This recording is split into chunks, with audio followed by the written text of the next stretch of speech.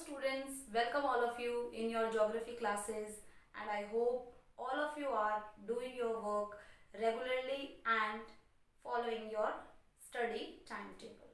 So students, in our previous videos we have read some chapters that are related to the lithosphere. In geography we mainly study about the lithosphere, atmosphere and hydrosphere. So last जो 7 chapter थे उसमें हमने lithosphere के बारे में, land forms के बारे में, अर्थ सरफेस पर कौन से रॉक्स हैं, कौन से स्ट्रक्चर्स हैं, उनकी फॉर्मेशन कैसे हुई, वो हमने पढ़ा कि लिथोस्फीयर कैसा है अर्थ का. And today we are going to start the study about atmosphere. Airs and atmosphere के बारे में हम पढ़ेंगे. अर्थ का जो एटमॉस्फेयर है वो कैसा है और कौन कौन सी चीजें उस पर इम्पैक्ट डालती है. We are going to read in this unit. So first chapter of this unit is composition and structure of atmosphere. We know the importance of atmosphere. Human being के सर्वाइव करने के लिए एटमॉस्फेयर कितना ज्यादा जरूरी है. सो आज हम एटमॉस्फेयर का कॉम्पोजिशन, किन किन गैसेस से मिलकर बना है, एंड स्ट्रक्चर और कैसा है एटमॉस्फेयर, वो हम पढ़ेंगे आज इस चैप्टर में. So when we are going to read about the atmosphere, first of all we have to know what is atmosphere. Atmosphere is the layer of gases which surrounded the earth from all side. अर्थ है और layers है ये gases की जिसने जो अर्थ के चारों ओर फैली हुई है. That is called the atmosphere. So we are going to read about the atmosphere.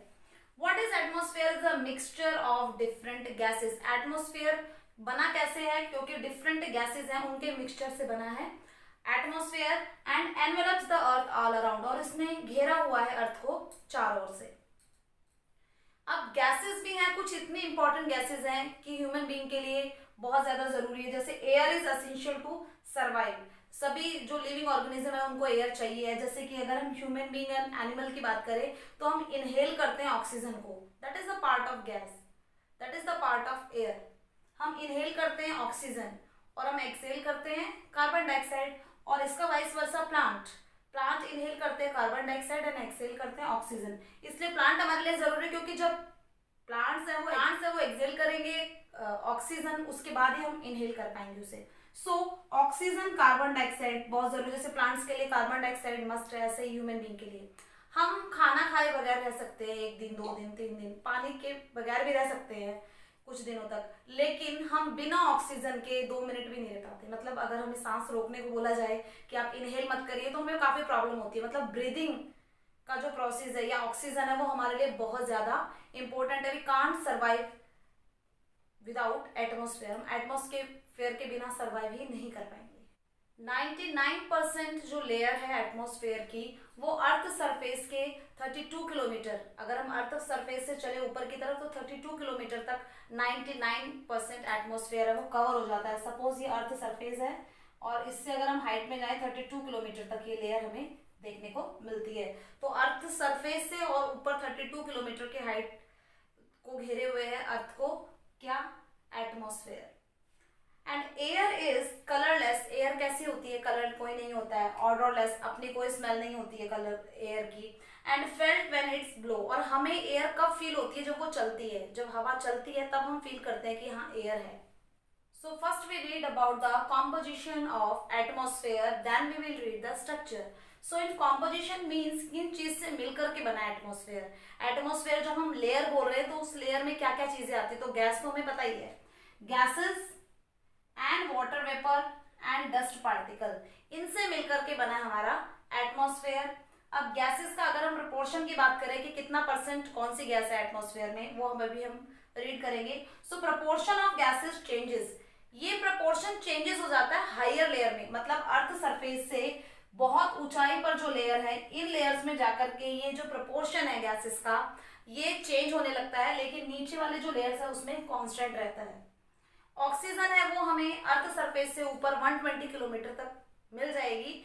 लेकिन जो carbon dioxide and water vapours हैं ये हमें अर्थ सरफेस से अगर हम ऊपर जाएंगे तो 90 किलोमीटर तक मिलते हैं. तो ऑक्सीजन है वो ज्यादा एक्सटेंड है in comparison to carbon dioxide. As we know, atmosphere is the composition of gases, different type of. तो कौन कौन सी गैसेस होती है हमारे एटमॉस्फेयर में? So here we read about the permanent gases के बारे में हम पढ़ेंगे. So first one is nitrogen. And सबसे ज्यादा हमारे एटमॉस्फेयर में 78.08% नाइट्रोजन है. तो यहाँ पर 1 मार्क्स का क्वेश्चन बनता है ये कि सबसे ज्यादा एटमॉस्फेयर में गैस कौन सी है? That is nitrogen. और हमसे ऑक्सीजन का परसेंट भी पूछा जा सकता है. सेकेंड नंबर पर ही आता है oxygen 20.95%. Then argon 0.93%. Then CO2 carbon dioxide 0.036. Then neon it is 0.002%. Then helium 2.0005. Then krypton 0.01. Then xenon 0.00009. And hydrogen का भी परसेंट पूछा जा सकता है. That is 0.00005. So these are the composition of gases. तो इसमें हमें जो लर्न करने की जरूरत है दैट इज ये 4 गैसेस का कॉम्पोजिशन है. ये पूछा जा सकता है कि कितना परसेंट शेयर है, क्योंकि ये थोड़ी, बिकॉज इन गैसेस के बारे में हम अभी पढ़ेंगे डिटेल में. So we have to know about the composition of these gases. Now we will discuss some important gases. कुछ important gases हमको देख लेते हैं. So first one is nitrogen, क्योंकि अभी हमने पढ़ा था कि नाइट्रोजन का जो परसेंट है एटमॉस्फेयर में वो सबसे ज्यादा है. That is 78.08%. Air pressure and reflection of radiation. जो एयर प्रेशर है उसको फील करा जाता है, या जो रेडिएशन का रिफ्लेक्शन होता है उसको भी फील करा जाता है नाइट्रोजन की वजह से. ये चीजें हमें पता चलती हैं. ये कलरलेस होती है, ऑर्डरलेस, इसकी अपनी कोई स्मेल नहीं होती है, टेस्ट भी नहीं होता है. केमिकल रिएक्शन इसका इजी नहीं होता है. किसी भी मटेरियल के साथ में जो केमिकल कॉम्पोजिशन या रिएक्शन है नाइट्रोजन का वो आसानी से नहीं होता है. Control over fire. जो आग के ऊपर काबू पाने के लिए नाइट्रोजन बहुत ज्यादा जरूरी है. अगर एटमॉस्फेयर में नाइट्रोजन नहीं होती तो आग को बुझाना मुश्किल होता. And protein in plants. जो प्लांट्स हैं वो जब अपना फोटोसिंथेसिस की प्रोसेस होती है, या जो उनको जितने भी विटामिन मिनरल्स मिलते हैं, वो प्रोटीन है वो उनके फूड का एक बहुत ही एसेंशियल पार्ट है. मतलब सो प्लांट्स हैं, उनकी ग्रोथ के लिए उन्हें प्रोटीन चाहिए जो कि उन्हें नाइट्रोजन से मिलता है. तो नाइट्रोजन है इनके जो ग्रोथ का एक एसेंशियल पार्ट है. एंड अगर हम एटमॉस्फेयर की बात करें कि अर्थ सरफेस से 128 किलोमीटर तक आपको दिखाई देती है. नाइट्रोजन है वो अर्थ सरफेस से 128 किलोमीटर हाइट तक मिलती है. Now we will read about the most of the important gas that is oxygen. Oxygen का ह्यूमन बीइंग के लिए क्या इंपॉर्टेंस है वो आप सभी को पता है कि हम ब्रीदिंग ही नहीं कर पाएंगे. अगर ऑक्सीजन नहीं होगा तो हम सांस ही नहीं ले पाएंगे, और अगर हम सांस नहीं लेंगे तो हम जिंदा नहीं रह सकते. क्योंकि हम अभी जिंदा हैं क्योंकि हम ब्रीथ ले पा रहे हैं, क्योंकि हम इनहेल कर पा रहे हैं ऑक्सीजन को. सो लाइफ इम्पॉसिबल हो जाएगी अगर ऑक्सीजन नहीं होगा. सो आप कहेंगे कि सबसे पहले ऑक्सीजन क्यों नहीं पढ़ा? क्योंकि जो परसेंटेज था वो नाइट्रोजन का ज्यादा था, इसलिए हमने पहले नाइट्रोजन को पढ़ा है. अर्थ एटमॉस्फेयर में 20.94% ऑक्सीजन है. So it is one of the most important gas burning के लिए. जैसे नाइट्रोजन है वो जो फायर उसको बुझाने के लिए, आग को बुझाने का काम करती है, ऐसे आग बर्निंग के लिए ऑक्सीजन होना बहुत ज्यादा जरूरी है. आप छोटी क्लासेस में थे तब एक एक्सपेरिमेंट भी बताया जाता था कि कैंडल लीजिए, और अगर आप उसको ग्लास से कवर कर रहे हैं तो आप देखेंगे कि ऑक्सीजन तो पहुंचेगा नहीं, एयर बंद हो जाएगी. अगर आपने ग्लास से कवर कर दिया तो जो कैंडल है वो नहीं जल पाएगी, क्योंकि तो वो बुझ जाएगी. इट मीन्स बर्न कोई चीज तभी होगी तब वहां पर ऑक्सीजन होगा. कोई भी फ्यूल हम नहीं जला सकते हैं. एनर्जी का रिसोर्स है ये. एनर्जी, इसको जलाने से एनर्जी क्रिएट होती है. और इंडस्ट्रीज में अगर नो फ्यूल बर्निंग की अगर हम बात करें, अगर बर्न नहीं होगा कुछ भी तो इंडस्ट्रीज चल ही नहीं सकती. सो इंडस्ट्रीज के लिए बेस है ऑक्सीजन, बहुत इंपॉर्टेंट है. एंड एटमॉस्फेयर में ये 64 किलोमीटर तक मिलती है. मतलब एटमॉस्फेयर में, अर्थ सरफेस से जब हम एटमॉस्फेयर की तरफ जाते हैं, ऊपर की तरफ जाते हैं, सो ये हमें 64 किलोमीटर तक मिलेगी. लेकिन 16 किलोमीटर तक पहुंचने के बाद में इसकी जो क्वांटिटी है ये कम होती हुई चली जाएगी. मतलब 16 किलोमीटर तक आपको मिल रही है अच्छे से ऑक्सीजन, और जैसे जैसे हम ऊपर जाते जाएंगे, हम देखते हैं ना हिल स्टेशन में जाते हैं या जो लोग स्पेस में जाते हैं वो अपना ऑक्सीजन मास्क पहन के जाते हैं, क्योंकि ऑक्सीजन की कमी होती चली जाती है. बिना ऑक्सीजन के सर्वाइव हम नहीं कर सकते हैं. सो this is the most important gas for human being. Next of the important gas is CO2 that is carbon dioxide, और एटमॉस्फेयर में इसका परसेंट है वो 0.03% है। इतना कम परसेंट होते हुए भी ये एक बहुत ज्यादा एसेंशियल गैस है प्लांट्स के ग्रोथ के लिए, क्योंकि प्लांट्स हमने पढ़ा था कि इनहेल करते हैं कार्बन डाइऑक्साइड। तो अगर कार्बन डाइऑक्साइड नहीं होगा तो कोई भी जो प्लांट है या कोई भी ट्री है वो सर्वाइव नहीं कर पाएगा। सो जो हमारी पूरी फ्लोरा कम्युनिटी है उसके लिए बहुत ज्यादा जरूरी है CO2। CO2 एक हैवी गैस है, इसलिए अर्थ सरफेस के बिल्कुल आपको ये जो लोअर लेयर्स है, जो नीचे जो लेयर्स हैं उन्हीं में मिलती है CO2, क्योंकि हैवी है ये। अगर हम बात करें कि इसका एक्सटेंशन है वो 32 किलोमीटर तक है अर्थ सरफेस से, और ऊपर 32 किलोमीटर तक है, लेकिन इसका ज्यादातर जो पोर्शन है वो आपको लोअर लेयर्स में देखने को मिलेगा। एंड ग्रीन हाउस इफेक्ट के लिए भी ये रिस्पॉन्सिबल है। So what is greenhouse effect? Sun से जो रेडिएशन आती है अर्थ पर, तो वहां पर तो कार्बन डाइऑक्साइड इनको एब्जॉर्ब कर लेता है इन रेडिएशंस को, लेकिन जब ये वापस जाती है रिफ्लेक्ट होकर के तो उनको वापस नहीं जाने देता है। इसलिए अगर CO2 नहीं होता तो हमारी जो अर्थ है वो बहुत ज्यादा ठंडी होती। तो अर्थ को वार्म रखने के लिए जो CO2 है ये बहुत ज्यादा जरूरी है, क्योंकि जो सन हीट आई है, जो रेडिएशन आई है, उनको एब्जॉर्ब कर लिया CO2 ने, मतलब पृथ्वी पर तो आने दिया अर्थ सरफेस पर, लेकिन उसको वापस रिफ्लेक्ट होकर के वापस नहीं जाने दिया स्पेस में, तो उसकी वजह से अर्थ है वो थोड़ी वार्म रहती है। लेकिन अभी प्रॉब्लम ये आ रही है कि ह्यूमन बीइंग है वो बहुत ज्यादा फॉसिल फ्यूल, कोल, पेट्रोलियम, नेचुरल गैस हम बहुत ज्यादा बर्न कर रहे हैं, और उसको बर्न करने से एटमॉस्फेयर में CO2 की जो क्वांटिटी है वो बढ़ती जा रही है, बहुत ज्यादा गर्म होती जा रही है अर्थ, और अर्थ गर्म हो रही है तो जो पोल्स पर जो आइस है नॉर्थ पोल और साउथ पोल पर वो मेल्ट हो रही है, जिसे ग्लोबल वार्मिंग कहा जाता है। Next important gas is hydrogen. Hydrogen है वो बहुत ज्यादा सबसे लाइट है हाइड्रोजन गैस बाकी सभी गैसेस के कंपैरिजन में, इसलिए सबसे सभी गैसेस से ऊपर पाई जाती है। एंड ये हमारे एटमॉस्फेयर में 1100 किलोमीटर तक की ऊंचाई तक पाई जाती है, क्योंकि हल्की है तो ये ऊपर पहुंच जाती है। Next is ozone. ये एक बहुत ज्यादा इंपॉर्टेंट गैस है, बिकॉज ये सन से जो अल्ट्रा वायलेट रेज आती है, जो हार्मफुल रेडिएशंस है, ये हार्मफुल रेडिएशंस है, मतलब अगर ये डायरेक्ट ह्यूमन बीइंग पर पड़ जाएं तो उनके आईज में प्रॉब्लम हो सकती है, स्किन बर्न हो सकती है, स्किन कैंसर हो सकता है, बहुत सारी प्रॉब्लम्स हो सकती है। सो अल्ट्रा वायलेट रेज जो सन से आती है उनको एज अ फिल्टर अपने पास में एब्जॉर्ब करके रखती है ozone layer.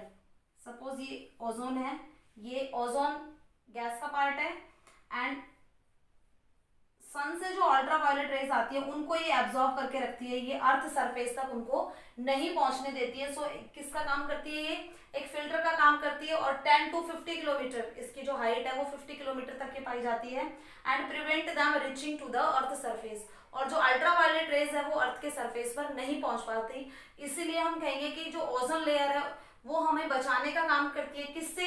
UV rays, ultra violet rays, किसकी? सन की जो अल्ट्रा वायलेट रेज है उससे हमारा बचाव करती है ओजोन लेयर।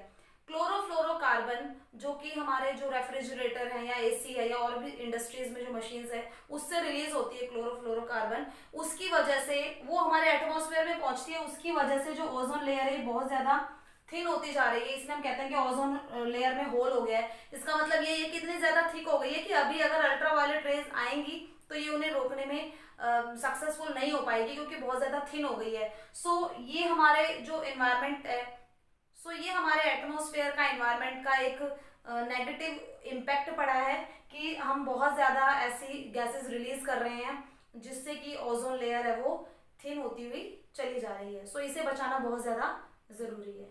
एटमॉस्फेयर का कॉम्पोजिशन रीड कर रहे हैं, तो कॉम्पोजिशन में हमने इसका पहला कॉम्पोजिशन गैसेस से मिलकर के बना है एटमॉस्फेयर। सेकंड किससे मिलकर के बना है? वाटर वेपर्स का। Decreases with altitude. जो वाटर वेपर्स हैं वो अर्थ सरफेस के बिल्कुल पास में पाए जाते हैं, जैसे जैसे हम ऊंचाई पर जाएंगे जो वाटर वेपर्स हैं उनमें वो डिक्रीज होते हुए चले जाते हैं। जहां पर वार्म या वेट एटमॉस्फेयर है वहां पर वाटर वेपर 4%, मतलब एयर में 4% तक वाटर वेपर देखने को मिलेंगे। और जो डेजर्ट एरिया है, क्योंकि वहां पर इवोपरेशन बहुत जल्दी होता है, एंड जो पोलर रीजन है वहां पर जो सनलाइट है वो पहुंच नहीं पाती है, इसलिए यहाँ पर जो वाटर वेपर होते हैं वो 1% से भी कम होते हैं। वार्म एंड वेट रीजन में 4% तक होते हैं, जबकि डेजर्ट एंड पोलर में जो वाटर वेपर्स की जो क्वांटिटी है एयर में वो 1% तक होती है। डिक्रीजेस इक्वेटर टुवर्ड्स पोल, अगर हम इक्वेटर से पोल्स की तरफ जाएंगे तो वाटर वेपर है ये डिक्रीज होता हुआ चला जाएगा, रिड्यूस होता हुआ चला जाएगा, मतलब इक्वेटर पर ज्यादा है वाटर वेपर की क्वांटिटी एंड और जैसे जैसे हम पोल्स की तरफ बढ़ रहे हैं जो वाटर वेपर की क्वांटिटी है ये कम होती हुई चली जा रही है। अब अर्थ सन से जो आइसोलेशन आता है, रेडिएशन आती है, उसको एब्जॉर्ब कर लेता है, ये वाटर वेपर एब्जॉर्ब कर लेते हैं। सो हम कहेंगे कि अर्थ को वार्म रखने के लिए एक ब्लैंकेट का काम करते हैं वाटर वेपर, ना ही ज्यादा ठंडा होने देते हैं अर्थ को, ना ही ज्यादा गर्म होने देते हैं, एक ब्लैंकेट बना करके रखते हैं क्योंकि एब्जॉर्ब कर रखा है इन्होंने अर्थ रेडिएशन को, उसकी वजह से neither too hot not too cold because of water vapours. This is the importance of water vapour and water vapour evaporation process होता है, जो वाटर वेपर होते हैं वो ऊपर चले जाते हैं, वाटर वेपर में जब कंडेंसेशन होता है तो बारिश होती है, प्रेसिपिटेशन होता है, ये आपको पता है। Next component of atmosphere is dust particle, gases then water vapor then dust particle, these are also very important component of our atmosphere। so dust particle में solid particles आते हैं like sea salt, evaporation हो रहा है sea से जो water है उसका evaporation हो रहा है तो salt के content आ जाते हैं, fine soil बिल्कुल बारीक मिट्टी जिसे आप धूल कहते हैं, smoke shots जो धुआं होता है उसमें भी छोटे छोटे ब्लैक कलर के जिन्हें हम कालिक कहते हैं, तो स्मोक शॉट जो स्मोक के साथ में जो छोटे छोटे पार्टिकल्स आते हैं, एशेस राख, पॉलन जो पेड़ पौधे होते हैं या जो फ्लावर्स होते हैं उनके जो पॉलन ग्रेन्स होते हैं वो पार्टिकल्स, एंड डस्ट धूल, एंड पार्ट्स ऑफ मैट्रियोर्स जो मैट्रियोर्स होते हैं जो टूटते हुए तारे हैं जिन्हें हम उल्का पिंड कहते हैं, उनके जो पीसेज है वो भी एटमॉस्फेयर में घूमते हैं, जो किसमें आते हैं डस्ट पार्टिकल में, इन्हें हम इंक्लूड करते हैं, सॉलिड पार्टिकल में आते हैं और एटमॉस्फेयर में ये सॉलिड पार्टिकल भी होते हैं। एंड क्योंकि ये थोड़ा सा वेट इनका ज्यादा होता है इसलिए ये अर्थ जो एटमॉस्फेयर की जो लोअर लेयर्स हैं उनमें पाए जाते हैं, जो अपर लेयर्स हैं ऊंचाई तक वहां पर नहीं बल्कि जो लोअर लेयर्स हैं वहां पर पाए जाते हैं ये डस्ट पार्टिकल। डस्ट पार्टिकल का बहुत ज्यादा इंपॉर्टेंट बताया है क्योंकि जो वेदर और क्लाइमेट है उसमें एक इंपॉर्टेंट रोल है, दैट इज हाइग्रोस्कोपिक न्यूक्ली होती है। ये हाइड्रोस्कोपिक न्यूक्ली बनते हैं मतलब ह्यूमिडिटी को एब्जॉर्ब करते हैं, जो हमारे एटमॉस्फेयर में ह्यूमिडिटी होती है उसको एब्जॉर्ब करने का काम करते हैं ये। और डस्ट पार्टिकल की वजह से ही जो स्काई है उसका जो कलर ब्लू हमें दिखाई देता है, एंड जब सन सेट होता है एंड सन राइज होता है उस टाइम पर जो रेड कलर की हमें लाइट दिखाई देती है वो भी डस्ट की वजह से दिखाई देती है। तो जब सन राइज होता है उसे हम डॉन बोलते हैं एंड जब सन सेट होता है उसे हम ट्विलाइट या डस्क बोलते हैं, तो वो भी डस्ट पार्टिकल की वजह से हमें वो इतना अट्रैक्टिव सा जो सीन है वो देखने को मिलता है, एंड जो स्काई है उसका कलर ब्लू भी डस्ट पार्टिकल की वजह से है। एंड जो आपको ये बताया गया था कि जो वाटर वेपर्स हैं उनका कंडेंसेशन होता है, मतलब वो किसी चीज पर इकट्ठे हो रहे हैं फिर बादल बन रहे हैं उसके बाद में बारिश हो रही है, तो कंडेंसेशन के लिए उनको एक हिंड्रेंस की जरूरत होती है, एक रुकावट की, और वो रुकावट का काम करते हैं ये सॉलिड पार्टिकल। ये जो डस्ट पार्टिकल है इनके आसपास ही कंडेंसेशन की प्रोसेस होती है, तो बारिश होने में प्रेसिपिटेशन ऊपर से जो रेनफॉल आ रही है या हेल आ रही है या स्नोफॉल हो रही है वो किसकी वजह से हो रही है, डस्ट पार्टिकल, क्योंकि जो कंडेंसेशन हो रहा है वो डस्ट पार्टिकल के आसपास हो रहा है। So this is the importance of dust particle in our atmosphere. And now we will read about the structure of atmosphere. Atmosphere का स्ट्रक्चर कैसा है, कैसे बना हुआ है हमारा एटमॉस्फेयर, कौन सी हाइट तक कौन सी जो लेयर है, डिफरेंट हमने लेयर में उनको डिस्ट्रीब्यूट कर रखा है। So we are reading here about the layer. So first layer is troposphere. So troposphere is the most important layer here earth surface से, और एवरेज इसकी जो हाइट है वो 13 किलोमीटर है, बट इक्वेटर पर 8 किलोमीटर एंड पोल्स पर ये 18 किलोमीटर तक। कौन सी लेयर, ट्रोपोस्फेयर, इक्वेटर पर 8 किलोमीटर एंड पोल्स पर 18 किलोमीटर तक, बट अगर एवरेज की बात करें तो 13 किलोमीटर। अगर हम अर्थ सरफेस से और ऊपर 13 किलोमीटर की हाइट तक अगर कोई लेयर बनाते हैं दैट इज द ट्रोपोस्फेयर। ये बहुत ज्यादा इंपॉर्टेंट एक लेयर है बिकॉज यहाँ पर वो एयर्स मिलती है जो हमारे ब्रीदिंग के लिए बहुत ज्यादा जरूरी है।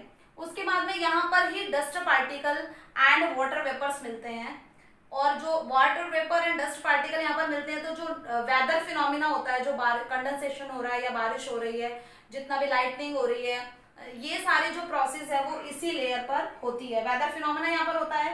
And temperature is in this layer decreases, जैसे जैसे हम 165 मीटर की हाइट पर जाएंगे 1 डिग्री सेल्सियस टेम्परेचर है वो डिक्रीज हो जाएगा, यानी हर बार 165 मीटर की ऊंचाई पर जाने पर 1 डिग्री सेल्सियस टेम्परेचर कम हो जाता है। मतलब अब ट्रोपोस्फेयर में जैसे जैसे हम ऊपर जा रहे हैं वैसे वैसे टेम्परेचर डिक्रीज हो जाता है। उसके बाद में ट्रोपोपोज, स्ट्रेटोस्फेयर एंड ट्रोपोस्फेयर के बीच की जो बाउंड्री है उसे ट्रोपोपोज कहा जाता है, और ये जो बाउंड्री है यहाँ पर टेम्परेचर कांस्टेंट रहता है, कोई चेंज नहीं आता टेम्परेचर में। ट्रोपोस्फेयर के बाद में नेक्स्ट जो लेयर आती है that is the stratosphere. Stratosphere का भी अपना एक इम्पोर्टेंस है, क्योंकि यहाँ ये 50 किलोमीटर के हाइट तक मिलता है अर्थ सरफेस से। अगर आप 50 किलोमीटर ऊपर चले जाएंगे वहां पर जो लेयर है that is called the stratosphere. अब यहाँ पर कोई क्लाउड फॉर्मेशन नहीं है, कोई वेदर फिनोमिना नहीं है, तो ये सुटेबल है किसके लिए, जो आप एरोप्लेन फ्लाइंग होती है उसके लिए सुटेबल जो परफेक्ट जगह है वो है स्ट्रेटोस्फेयर, क्योंकि यहाँ पर क्लाउड्स एंड कोई वेदर फिनोमिना नहीं है, and suitable for flying aeroplane, इसलिए यहाँ पर जो एरोप्लेन है उसको आसानी से फ्लाई करा जा सकता है। और यहाँ पर यही वो जगह है जहाँ पर ओजोन लेयर मिलती है। ओजोन लेयर आपको बताया गया था एक ऐसी लेयर है जो सन से अल्ट्रावायलेट रेज जो आते हैं हमारे अर्थ सरफेस पर उनसे रोकती है, उन्हें रोकती है अर्थ सरफेस पर आने के लिए। सो स्ट्रेटोस्फेयर के ऊपर में स्ट्रेटोपोज है, स्ट्रेटोस्फेयर एंड मेसोस्फेयर के बीच में जो बाउंड्री बनाता है दैट इज द स्ट्रेटोपोज। स्ट्रेटोपोज एक बाउंड्री है, स्ट्रेटोस्फेयर जहां पर खत्म होता है स्ट्रेटोपोज वहां पर बाउंड्री है, और वहां पर भी टेम्परेचर में कोई चेंज नहीं आता है। Next is mesosphere. स्ट्रेटोस्फेयर के बाद में जो नेक्स्ट थर्ड लेयर आती है दैट इज द मेसोस्फेयर।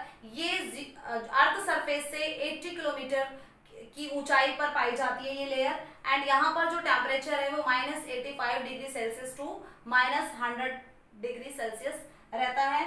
और मेटेरियोइड्स, जब अर्थ स्पेस से मेटेरियोइड्स आती हैं, सपोज ये अर्थ है, ये फर्स्ट लेयर, सेकंड लेयर, इधर थर्ड लेयर, जब अर्थ सरफेस से मेटेरियोइड्स के टुकड़े गिरते हैं, जब वो टुकड़े मेसोस्फेयर में एंट्री करते हैं तो वो बर्न हो जाते हैं, रिएक्शंस के साथ में वो बर्न होने लगते हैं। मेटेरियोर्स के टुकड़े जब मेसोस्फेयर में आते हैं, थर्ड लेयर में एंट्री करते हैं, तो वो बर्न हो जाते हैं।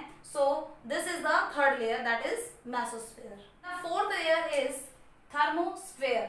मेसोस्फेयर के बाद में जो लेयर आती है मेसोपोज, यहाँ पर ये बाउंड्री है मेसोस्फेयर एंड थर्मोस्फेयर की। थर्मोस्फेयर में टेम्परेचर जैसे जैसे हाइट बढ़ती जाएगी वैसे वैसे टेम्परेचर है वो इंक्रीज होता जाएगा। हमने जबकि मेसोस्फेयर में पढ़ा था कि जो टेम्परेचर है वो डिक्रीज है, लेकिन थर्मोस्फेयर में जो टेम्परेचर है वो इंक्रीज होता जाएगा। इसे आयनोस्फेयर भी कहा जाता है। आयनोस्फेयर, थर्मोस्फेयर को आयनोस्फेयर इसलिए कहा जाता है क्योंकि यहाँ पर आयंस मिलते हैं, और ये आयंस हैं, ये चार्ज पार्टिकल हैं, चार्ज पार्टिकल मिलते हैं जिन्हें आयंस कहा जाता है। एंड किसके लिए इंपॉर्टेंस है इनका, रेडियो कम्युनिकेशन के लिए। ये वापस से जो रेडियो कम्युनिकेशन हो पाता है वो आयनोस्फेयर्स की वजह से, जो कि थर्मोस्फेयर है उसकी वजह से हो पाता है पॉसिबल। चार्ज पार्टिकल है, ये रिफ्लेक्ट कर देते हैं वापस से जो भी कम्युनिकेशन हो रहा है, इसलिए रेडियो कम्युनिकेशन है पॉसिबल हो पाया आयंस की वजह से। एंड यहाँ पर के बाद में थर्मोपॉज है जो कि नेक्स्ट बाउंड्री बनाती है एक्सोस्फेयर के साथ में। The last layer of atmosphere is exosphere. ये काफी थिन लेयर है, और उसके बाद में ये स्पेस में मर्ज हो जाती है ये लेयर, एंड इसमें जो लाइट गैसेज है हाइड्रोजन, हीलियम, वो फ्लोट होती है इस लेयर में, एंड उसके बाद में ये स्पेस में मर्ज हो जाती है। So students, this is the structure of atmosphere. So in this chapter we read the composition and structure.